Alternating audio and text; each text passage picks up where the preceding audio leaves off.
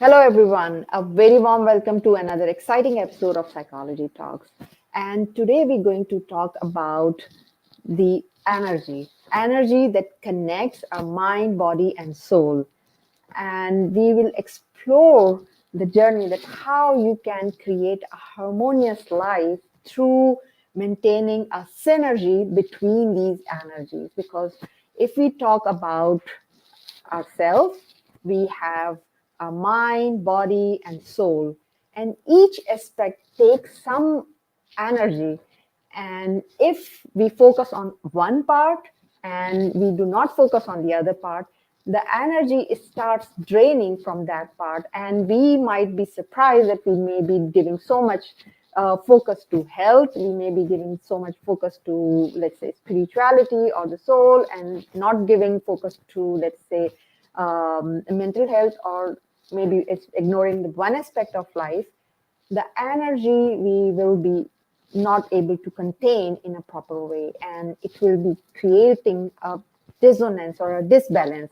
So this is a very interesting topic because a lot of people I've known that they speak either talk about mental health energy or maybe the physical health and the, let's say, spiritual health. But today we will discuss the holistic approach, that how you can maintain the balance between the energy between mind, body, and soul.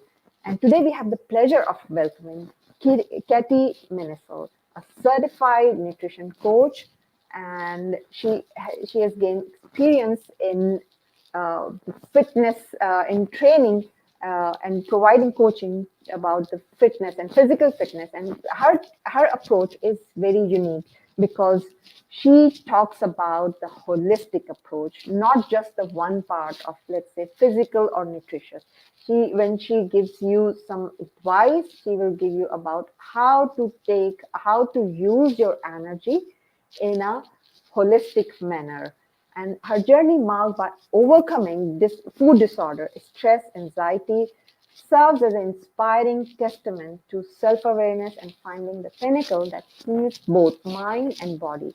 And now she is training hundreds of individuals and organizations to use mental and physical energy in harmony. And one more thing, that she is also working on her book, which is going to be released soon. So keep a watch on that. So let's welcome Ketty. Hello, Ketty. Thank you so Hello. much for joining me.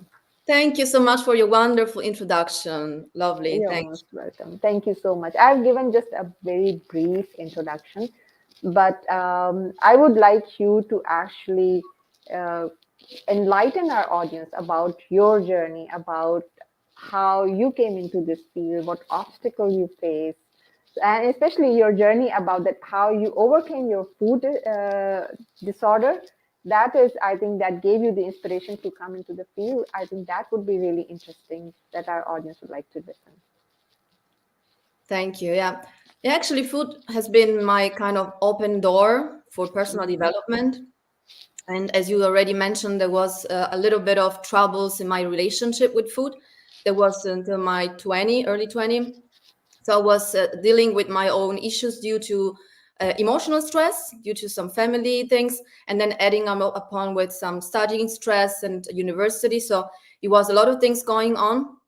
And I developed some eating disorders, which I was not really aware of because I was kind of, I thought it was normal. I had no name for it. Nobody helped me. Nobody noticed it. So I was really like trying to navigate the chaos of what was going on in our life, and as well the chaos of information, because if you think about food, there is a lot of misinformation around. If somebody is already struggling and you hear or read around, it can get only worse because there is really so much chaos and misinformation that it's scaring sometimes.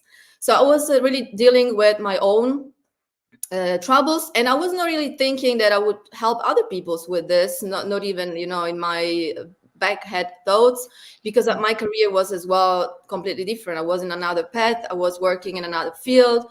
So it was learning about how the body and the mind are connected, related to food. because most of the eating disorders have nothing to do with food, have to do with the mind. And that was for me really like the opening door, studying a lot, going in deeper into the food itself, which is one part, but then it's a lot as well about the how we eat and why we eat, and that's what kind of summarizes the Yeah, approach. very interesting. Like, yeah, as you said that you face the eating disorder, and I think many people go through it, and they don't know that what's happening to them and why they're not eating. And you rightly pointed out that it's not only the physical cause. Most of the time, it is something related to mind or the mental health. So I would ask you that how did you discover that this is your mind playing like tricks on you? Yeah, it was a very long journey. It took years, and I was so much focused on the what, so on the food itself, that I could not even imagine that it had nothing to do with the food. So for me, it was many years of self discovering and learning about the triggers and why I was having such compulsive behaviors towards food. It really took many years, and I started to notice things, for example, related to cravings, to my emotions, to how Yeah. I react to certain very critical periods where I was trying to mediate some, family troubles, and I was not taking care of myself, and in times where I was, running, and not really thinking that I needed to have that kind of, power and energy for myself before being able to help others, whoever needed me. So I was not really focused on, Mhm. basic things like rest and Mhm. self-care, which is not a Yeah. fancy word, but human needs. Yeah, absolutely. Like you mentioned that you had like the food disorder and there were like the food cravings or something. So could you please also tell us that what exactly, like what were the symptoms that you found out that this was the food disorder? Because many people go through it and they may be thinking that, oh, it could be some problem with the stomach or it could be problem with some, let's say, some other things not linked with the mental or I would say the food disorder. So what were the symptoms there that actually led you think that okay, that is happening to me, maybe I need to think or to work something else around it? Yeah, the physical or the kind of mental physical cues were really like not being in control, not being Okay. in control of the eating process itself, like of eating in a way that was totally unbalanced, and then rejecting the food. It was Mm-hmm. a very obsessive relationship with food, which actually probably was not different than the relationship with myself. So there was Mm-hmm. kind of the linking point, and the symptoms are many times not really identifiable from people that are already inside. Many Yeah. times, if you are lucky enough that some of your, your father, your mother, or somebody family notices it, somebody takes care. Otherwise, it can be a very long and heavy thing. So for me, it was so many years that like going back to the whole process has been in my more mature time a work in progress, because Yeah. when I solved the problems, I still didn't know the name of it. I still didn't know that it was an issue. I thought it was just me, but then I Yeah. learned there are many other people struggling with this, especially girls, but not only. And this is something that has a huge impact on our overall well-being, and it can sabotage as well our health in a serious way if it's prolonged, and as Mhm. well all the other aspects related to, depending on the phases, to studies or work. But many times in a young phase that happens, and also later on due to prolonged stress and its impact on the many times. It's I also have worked with people in their 40s, which we don't know what's, as me, like in my 20s, don't know what's the name. They say, oh, Katie, I cannot control myself. When I Yeah. start eating, I lose control. Yes. Yes. That's one symptom, Yeah. and that's Yeah. something Yeah. that we need to work, because many times there is no awareness or like idea, not even idea that somebody can help you with that, like for Yeah. me, for example.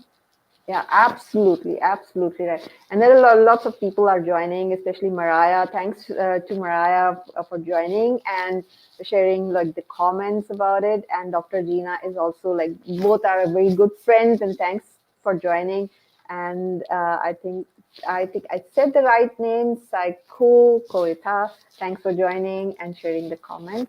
Now, coming back to the discussion, yes, you're absolutely right. I've heard the same complaints with so many people that when they actually start eating, they don't know when to stop, and they keep on eating, eating, eating, and that's something that that is going to impact their like weight, and again, like if they stuff too much, that's gonna impact them uh, on the mental health as well. So how to actually control this kind of urge?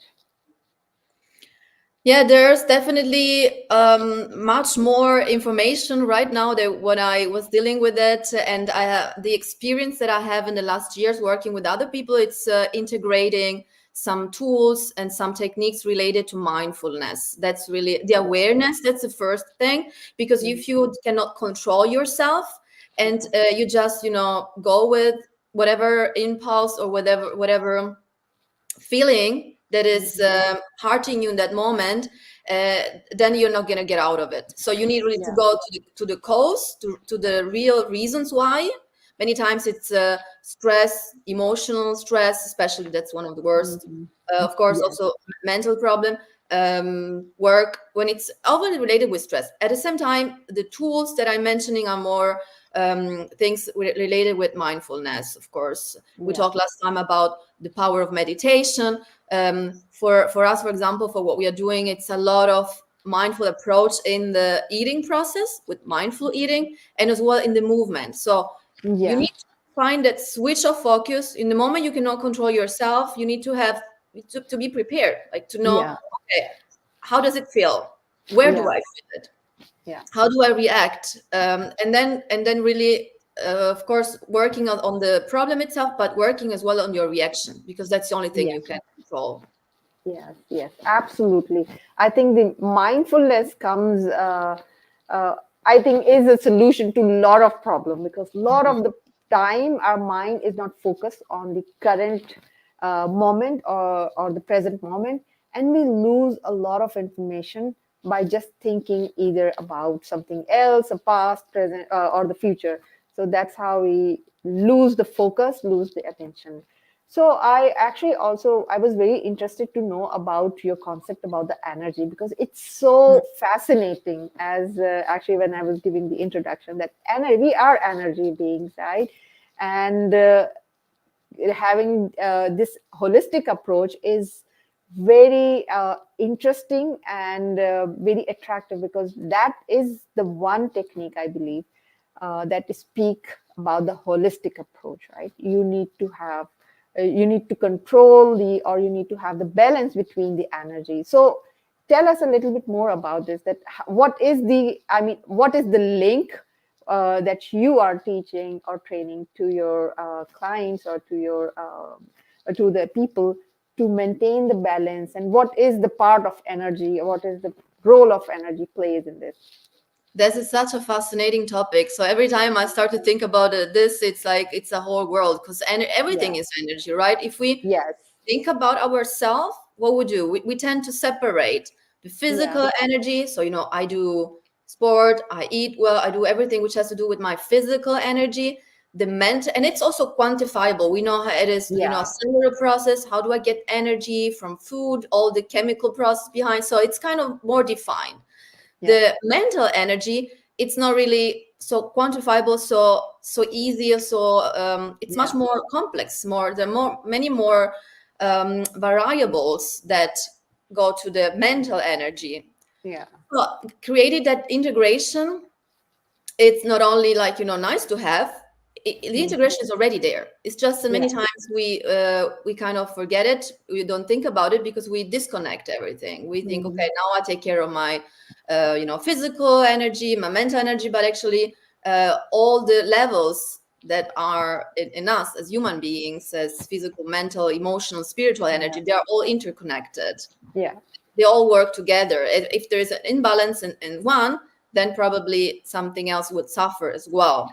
Absolutely. And if you think about it, also like there are scientifically elements behind it. If you think about, let's take stress and cortisol level, like with Yeah.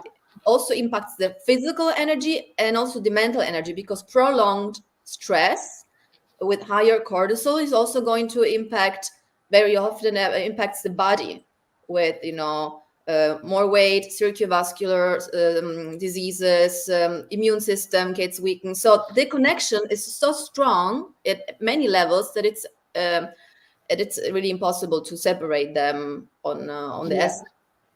So one thing, for example, thinking about this part of your question on how we approach fitness in this holistic way, it's doing things that integrate those. For example, if somebody has problems with control and weight, many times has to do with their stress. It doesn't have Yeah. often to do with the food. Of course, the food is a consequence, it's a variable, but we work with something, to give you a few examples, like body scanning, Yeah. uh, like creating habits that support your lifestyle. So it's not only about singular things, it's about changing one small thing after the other, creating that Mhm. routines and habits, that system within your day that then helps you to be more balanced and take better care of your body, but not with that focus only on one thing, but with the focus on the person in its whole. Yeah. That's holistic. So probably I should have started from the definition of holistic, or maybe your audience knows what it is and it's not needed. But that's Yeah. about the whole, right? It's about Yeah. us in all levels that make us the wonderful human beings that we are in its complexity, and at the same time its simple Yeah. aspects, because that's the harmony Mhm. between all those energy levels. So we don't, Mhm. of course, we can talk about well-being, health, it's all connected, but the energy aspect Yeah. goes more into the essence, into the Yeah. driving force that Yeah. helps us to do what we want to do, what we need to do, Mhm. and in every level of life and business.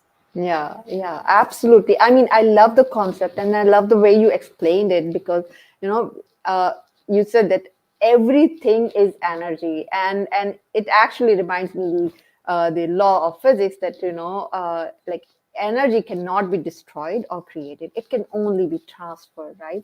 So we just need to keep a balance. We are not creating energy by actually eating food or something. Actually what we are doing is maintaining a balance. We need a harmony in all these I would say three aspects of life, like physical, mental, and spiritual. Any of this, if we find disbalance, it's gonna create a kind of a drainage in the system or and then it will all create a disbalance. So that's wonderfully like you have explained. So I would ask that what are the practices that that help us create that balance between the energy? The practices, of course, for each person can be a bit different, because there's a whole toolkit that we can consider Yeah, and we provide, but then according to each person, and the nature of the person, the way of the preferences, then there are things that work better than other, because if you don't like that practice, then you're not going to do that in a consistent way. So to give you some example, I mentioned before the body scans, which is like a way of meditation, which brings the awareness in the body. Mindful movement, this is something that I learned from my life and business partner Marcus, is core topic. Mindful movement goes into the relation between the movement itself and the attention. Like it's easy to understand because the word explain itself, mm, in the sense of going into each moment and feeling, going to the sensation and working into the interoception, that and that focus in our body. So it's not about the movement itself. You can go for a walk and yeah, think about all your stressful things in your life, and you can go for a walk and observe the nature and have the focus on something, the sound of the bird singing, or something which yeah, is very very relaxing. It's really yeah, going down into practices that keep your mind um, in a state of relaxation, which is then Mhm. lowering as well your cortisol level and bringing you into a state of more mind clearness and not having brain fog, which is something that we Yeah. constantly. So, two example of this, and mindful movement is also related to yoga or other kind of movement. Yeah. We have a mix. We make a mix of it. Mindful eating, as mentioned, this is as well being Yeah. fully in the present. Yeah. Nothing complicated. We often Mm. are so much distracted while we're Yeah. eating, Yeah. multitasking, right? Yeah. People like do three things while they're having lunch, breakfast, and I was Yeah. of it as well. I mean, now I try to. Mhm. It's not always easy. Sometimes you need to think twice. Uh, Mindful eating, Yeah. it's a wonderful practice that we use, Mhm. and then as well the movement. As said, this is key, Yeah. and meditation for those that prefer it. Not everybody likes the mindfulness part of meditation. Like, Mhm. it's not for everybody, like sitting and Yeah. meditating. Yeah. But there are many other alternatives. Like I Yeah. just mentioned some of them. To practice Mhm. mindfulness, you don't need to only meditate. You can do Yeah. that while you're cutting your vegetables and you're cooking, while Yeah. you are, doing something with your kid. You Mhm. need to find what really helps you to get in that moment, and that can be different from person to person.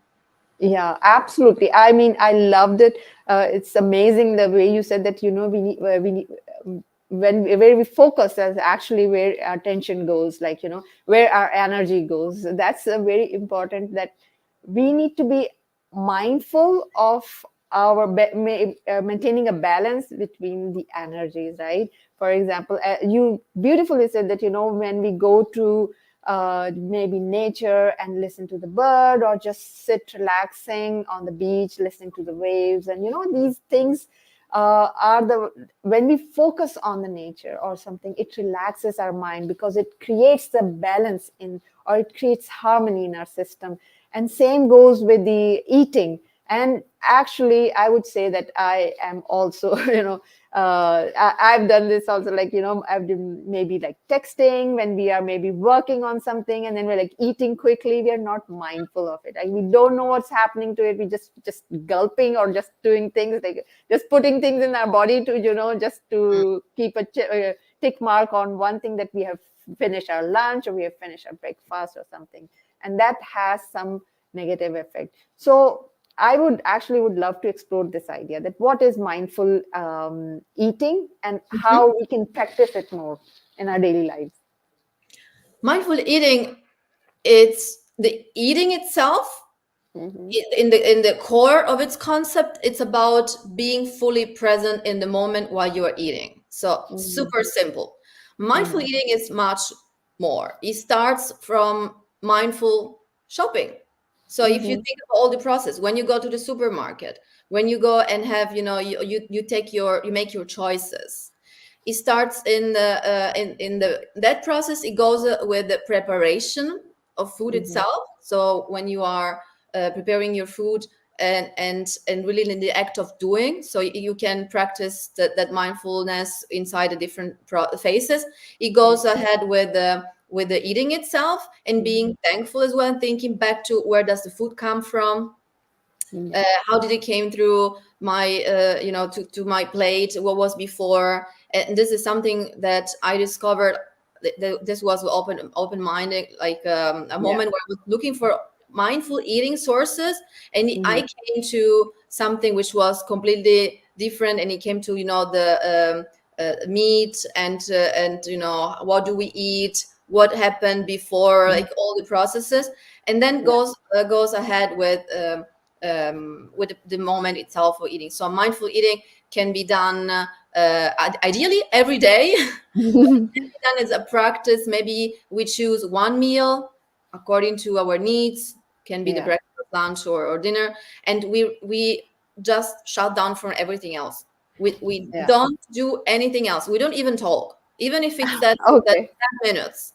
Yeah. Doing that mindful eating meditation, it's Yeah. it's a moment for yourself. It's a moment for Wow. slowing down, for relaxing. Hmm. Time ago, I recorded a chocolate mindful eating, because it was like Oh. good example of that savoring. And there is Yeah. a wonderful book of Thich Nhat Hanh. It's called Savor, Okay. and Wow. it really talks about mindfulness in the process of eating. And that's one of the Wow. this source, because I mean, he is such a personality like him, and going through the mindful eating process and doing it and habit, Yeah. that is the most powerful thing, because we eat less, we tend to eat less, we tend to relax, so we lower stress. Wow. Yes. Yes. Other benefits are that if you are like chewing very well, you taste more. It's not like Yeah. quickly taking something and then you Yeah. are not even realizing that your plate Hmm. is empty, because in the same time you are texting, talking, Yeah. Yeah. listening to a YouTube video, whatever you're doing. Most of Yes. us are multitasking, and that's Yes. that we don't realize, because we often do that in our modern society. But at the same time, it's incredibly a lot of stress. So disconnecting from everything else and being there, enjoying Yeah. the flavor, the consistency, the temperature, everything that the food you are eating gives you, and also that thankfulness behind it. It's Wow. a whole wonderful practice. Wow, that's amazing. Actually, I never thought of it that way. Like, like enjoying the food that way. And it's kind of like you said, that it's kind of meditation with the food, right? It helps you focus so much on the food. And I think once we start doing this kind of mindful eating, it will give us more fulfillment and joy, right? Yes. And it's not only for just eating or just to have this, to satisfy this physical need of of hunger. It also gives us a sense of peace and relaxation, when we are going through the process. And it's kind of like we're connecting with our food and meal. And I'm sure, like, at least I never thought of it that way. And I'm sure a lot of audience who are listening to either through live show or through the recording, they may be having this enlightenment for the first time, that they have to eat it in a way that makes them relax. A lot of people, actually, I know that a lot of people I know, that they start eating too much during stress time, Yeah. because they just want to, they want to actually, they try to minimize the stress by just eating, because they think that they are satisfying themselves by doing something. And like, and that's make them, a kind of it's a mind trick again. It's a defense mechanism of our mind to deal with stress and anxiety, because they think that they are doing something that is helping them, that's satisfying them something. Because like mind is actually designed in a way to protect our well-being, or to protect ourselves from anxiety or something. And that is the one way our mind think that, when it can bring fulfillment or satisfaction. And that's why I've seen like thousands of people like, who always say that whenever they have stress, they start eating, because Yeah. they think that stress will go away by doing certain this activity, because they feel more fulfilled. But it never goes away like this, because The they worst need to be thing, more. Yeah. yes, the worst thing is that they sabotage their energy, because what Yeah, you're saying, it's coping mechanism, right? I'm trying absolutely. to get something more, and trying to get it from the wrong source at the end. Absolutely. Instead of Absolutely. giving us more energy, it's going to drain our energy. um, Absolutely. the best kind of energy we can have, and that your level of energy now is the impact of what you had, food you had, the movement you had, and the thoughts you had in the last 72 hours. It's not like just Absolutely. today, it's a result, right? So instead of adding energy, you are giving it away, because you are taking it away, because at the end of the day you will feel worse, because you don't shouldn't even get full. You should eat Yeah, always less than when you're full. And what happens, that when you are eating quickly, mindlessly, you don't notice it, right? You keep absolutely. eating, and then you really need to be very full, or like finish up everything, to think like, okay, my brain gets the input from my stomach that I'm full. It happens Mhm, after like 20 minutes, half an hour, depending on the person. So you need to get the time to give mhm. your body the time to sense that fullness. And if you are eating while you're stressed, then very probably the people that they close their stomach and they don't eat at all, And there many people, it looks like it's the majority, at least in my experience, they have exactly what you just mentioned. So Yeah. they sabotage their own energy. If you think about especially lunch or dinner, because the stress eating doesn't happen usually during breakfast. It happens when Yeah. I lunch quickly or at dinner, because the day is Yeah. over and I get all the stress of the day, and then I need to get all the food and fill up, and that Yeah. sabotages as well your sleep. And then if you don't sleep well because you are eating too much, then that's again, it's a loop. Then Yeah. energy the next day, the rest that you didn't get properly, because we don't rest in deep rest if we go to bed full. So this is Absolutely. a circle. Yeah. Yeah, that's an endless loop, and that's very true actually. And what I've seen is like people actually start eating the snacks or something, a junk food for example.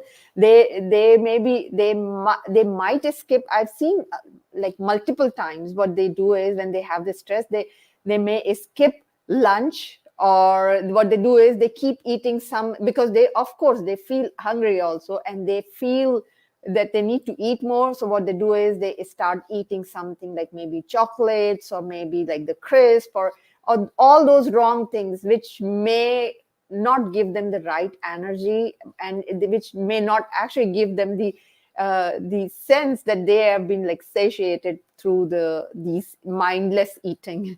So that's wonderful point. I understand. Yeah. That's the emotional eating factor behind it. And Okay. that relates to what I was mentioning with why we eat. Because Hmm. actually we should eat because we're hungry, right? Yeah.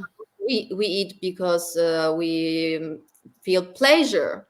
Yeah. We eat because we're stressed. Many times we cannot even recognize why we are eating, and we tend to eat very often, which was Mhm. not the way we evolved as species. We Yeah. didn't evolve like with eating 6 7 times a day, and with eating sometimes it's also the snacks, the coffee with milk plus sugar, everything that involves your digestion. It's always Mm. an act of eating. So that very often eating, it's and also what you eat triggers more of the cravings, and also the Yeah. emotional eating. So if you are linked to, let's say, I don't know, chocolate, to an emotion because it reminds you of Mm. certain things, so because it gives you that comfortable yeah, Comfort. Yeah, that's comfort. yeah, comfort, it was the word, comfort eating, then you're eating for the right reason.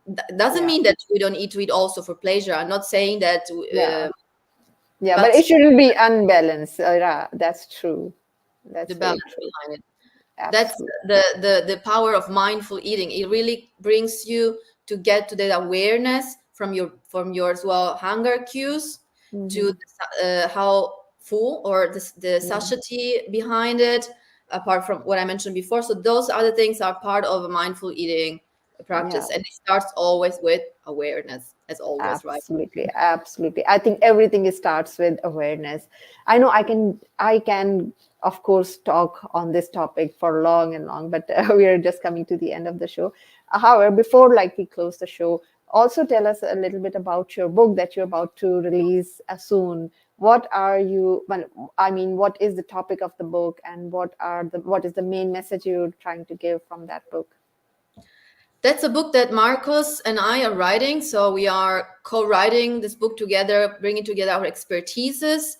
From my side, more on the food part, on the energy, physical energy part related to food, and on the emotional energy part, because the food is very linked to emotional energy. I mean, we Yeah, talked about it. absolutely. It Yeah, was like an underlying topic of everything we just said, with the mental and emotional, and on the other side, the physical part related to movement. So we are talking about energy from different angles, and we're giving something practicable, like some actionable, better to say, yeah, actionable things which are related to um, the movement part, as Marco's expertise with mindful movement, yeah, the nutrition part, and really with things that people can do to integrate practices in their life related to those topics, and as mhm, well the relevance of emotional yeah, energy, the energy drainers, all the energy mhm, givers. So there's always, the vampires versus what gives you energy. So it's going to be kind of a guide Wow. a guide that with actionable things to get not only the awareness but also things that you can do to improve your energy. At the end, Yeah. what do we do with our time? We say time is money, time is the most important thing. Yes, that's true if we Yes. don't have time. But what do you do with your time if you don't have energy, or if your energy is not as you should be? So you can give your best, you Yeah. can serve better, you can live better, you can, whatever you're doing, create better businesses to serve more people. It's all Yes. about energy, your family, yourself. Absolutely, absolutely. Everything is, as we started the show with this, that everything is energy, and we should be mindful of using that energy in a way that it help us live the life the way we want. So that's wonderful. So, what one advice would you give to our audience today to use the energy in a proper way, which can help them Hmm. uh, live the life the way they want? One advice would Yeah, be to look to exactly what gives you energy and what drains your energy. And I'm not yeah, talking about only the fitness part, and I'm talking about also our environment, the people yeah. around us, the kind of conversation. Our Yeah, environment has a huge impact on our energy level. So the advice would be, look at your day, look at your energy, and think of, okay, what is the plus and what is the minus, and what can I do? Of course, sometimes you cannot like completely delete the minus, because if it's like, yeah, person, yeah, somebody, that you need to find a way to create better balance and manage it better. So having that mindful yeah. The glimpse. practices, yeah. Awesome, awesome. I love this because it all depends. It starts with the awareness, as you mentioned, that we should uh, make a list that and find out that what drains our energy and what gives our energy, what gives energy, and we need to maintain a balance, and we need to find a way to make full use of our time to utilize the energy in a proper way. So I just loved it. So thank you so much for joining us. And I really, really love our discussion today. I learned a lot, especially about the mindful eating. That was an eye opening for me, that the way that like just eating can be relaxing, and just being mindful of what we're eating can have such benefits. So thank you so much for sharing your expertise with our audience today. I'm sure they've learned a lot from you. So thank you so much. Thank you, Ambrin. It was lovely, great conversation. I'm very thankful for your invite. Thank you for having Thank me. you. And how and if anyone wants to get in touch with you, what is the best way to get in touch with you? I'm enjoying LinkedIn, people. So if there's some and the network there is really nice, so somebody can contact me through LinkedIn, Ketty Minissale, Okay. and as well our website. Okay. Maybe I can provide you with some more details. Phygital Sure. media. Okay, sure. I've already provided the link to your website in the comments, and I'll make sure that when I'll put on the podcast channel, I will upload I will share the links to your website over there also. So anybody who wants the advice on physical fitness and to how to maintain the balance in the energy, please get in touch with Ketty. She is the expert, and the best way is, of course, she's active on LinkedIn and through the website that I will provide on the comment. So thanks to Ketty, and thanks to all the audience that should join today and listen to our discussion. Thank you and have a great day. Bye. Thank you, Maureen. Thanks, everybody. Thank you.